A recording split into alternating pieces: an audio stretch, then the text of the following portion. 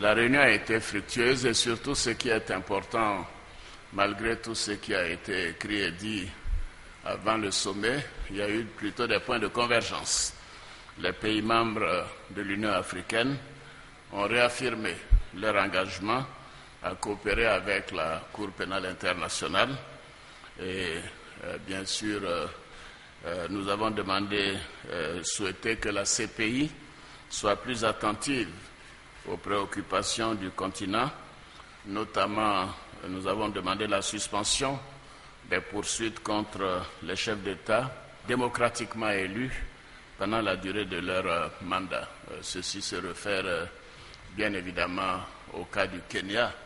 Comme vous le savez, le président et le vice-président ont donc été appelés à comparaître à la CPI alors qu'ils ont une situation difficile à gérer dans leur pays et surtout que ces événements datent d'il y a plus de 4 ans et que la réconciliation et la paix ont permis des élections démocratiques au Kenya. Donc l'Union africaine va demander à la CPI et au Conseil de sécurité des Nations unies, conformément d'ailleurs au statut de Rome, en son article 16, de suspendre immédiatement les poursuites à l'encontre des dirigeants du Kenya. Et ceci permettra de préserver la paix et la sécurité dans la Corne de l'Afrique qui est confrontée au terrorisme. Nous avons vu récemment l'attentat de Nairobi, l'attaque contre le Westgate Mall, la piraterie maritime et d'autres événements douloureux qui ont secoué cette région de l'Afrique. Alors le sommet, pour ce faire, a approuvé la création d'un groupe de contact pour entreprendre des consultations avec les 5 membres permanents du Conseil de sécurité des Nations unies. Sur les 5 pays, les États-Unis, la Chine et la Russie ne sont pas signataires du traité de Rome. Et donc je pense qu'ils devraient comprendre facilement. Et en ce qui concerne la France et la Grande-Bretagne, nous-mêmes, nous comptons entreprendre des contacts avec le gouvernement français dans ce sens. Le sommet a exprimé ses condoléances aux familles des victimes de l'attaque du Westgate Mall au Kenya et du tragique accident aussi du bateau survenu à Lampedusa, en Italie.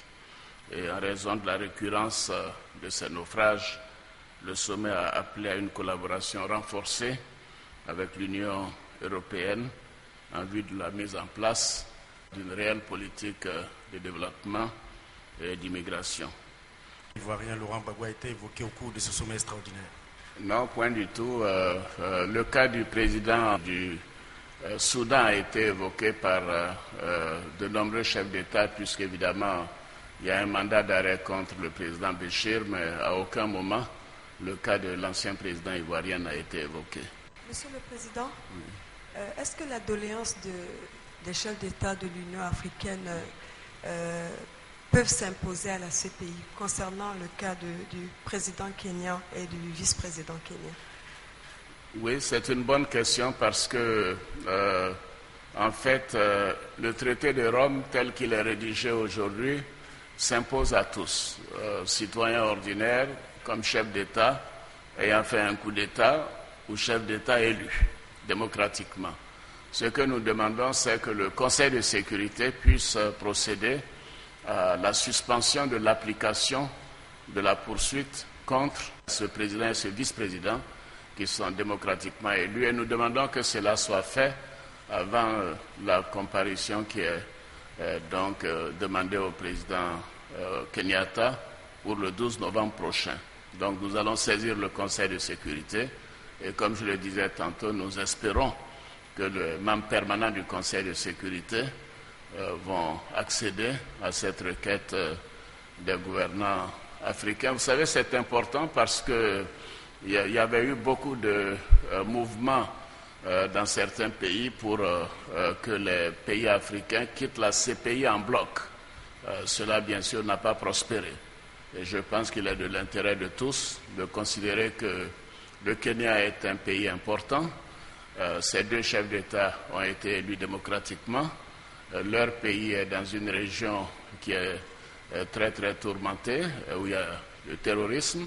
Et surtout, ce pays contribue à la stabilité et à la paix dans la Corne de l'Afrique et envoie de nombreux soldats dans plusieurs pays, dont la Somalie. Donc nous avons bon espoir que la cause des chefs d'État sera entendue par le Conseil de sécurité qui donnera instruction en ce moment-là à la Cour pénale internationale. Je voudrais, puisque j'ai été informé de l'avion de la victoire des éléphants 3-1, je voudrais donc les féliciter et leur dire que nous comptons sur eux pour le prochain match et leur qualification pour la Coupe du Monde.